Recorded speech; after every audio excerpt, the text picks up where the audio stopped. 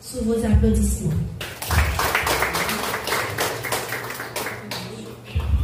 Merci.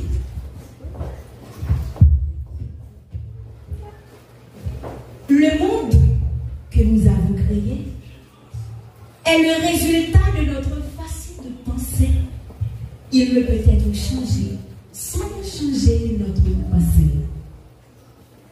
Ces mots d'Albert Einstein résonnent en moi comme un appel vibrant à la transformation. Chers membres du jury, chers participants, chers invités, si nos pensées construisent le monde, alors pensez autrement. Mieux, c'est déjà bâtir un autre futur. Mais comment repenser notre manière de penser dans un monde traversé par l'urgence, la désinformation et la division? Comment cultiver une pensée critique, lucide, capable de transformer nos réalités? Je vous propose cette réflexion en trois temps. Premièrement, la pensée comme levier de transformation. Deuxièmement, les dangers d'une pensée figée. Et troisièmement, les pistes concrètes pour raviver une pensée critique ancrée dans l'action. Premièrement, la pensée, souffle invisible mais force créatrice. La pensée ne reflète pas simplement le monde.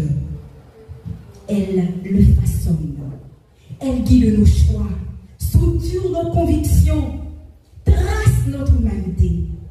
Mais quel pouvoir possède la pensée, hein? Et elle naît du frottement entre l'expérience et la lucidité. Une pensée vivante peut concevoir l'impossible et rendre visible l'invisible. C'est par la pensée que Mandela a défait l'apartheid.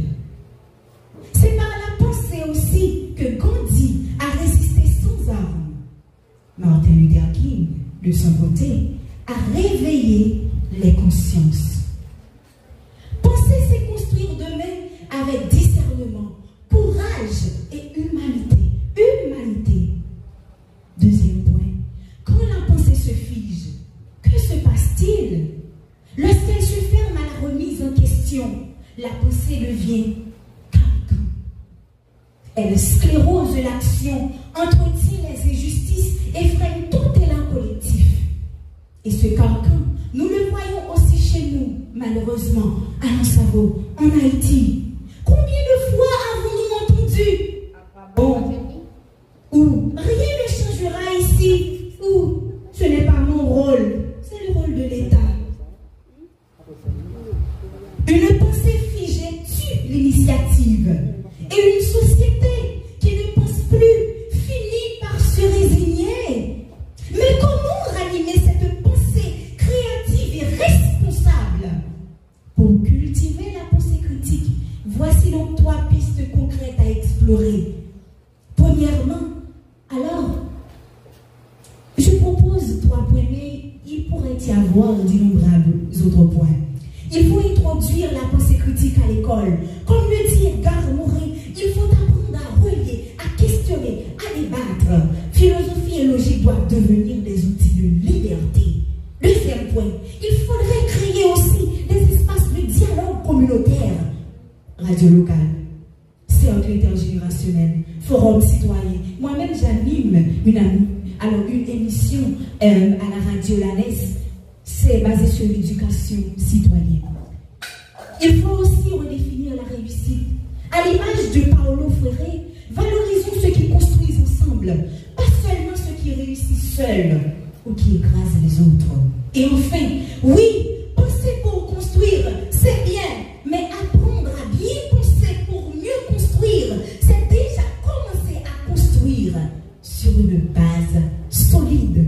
Souvenons-nous de cette phrase inconnue qui dit « Les pierres n'ont point d'espoir d'être autre chose que pierre, mais à force de collaborer, elles s'assemblent et deviennent temples. » Alors, soyons ces pierres vivantes de temples communs.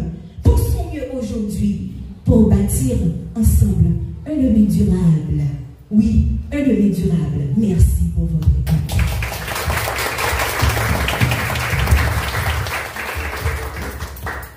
Nous invitons les membres du jury à partager leurs commentaires sur les arguments présentés par Versus Love Fleury.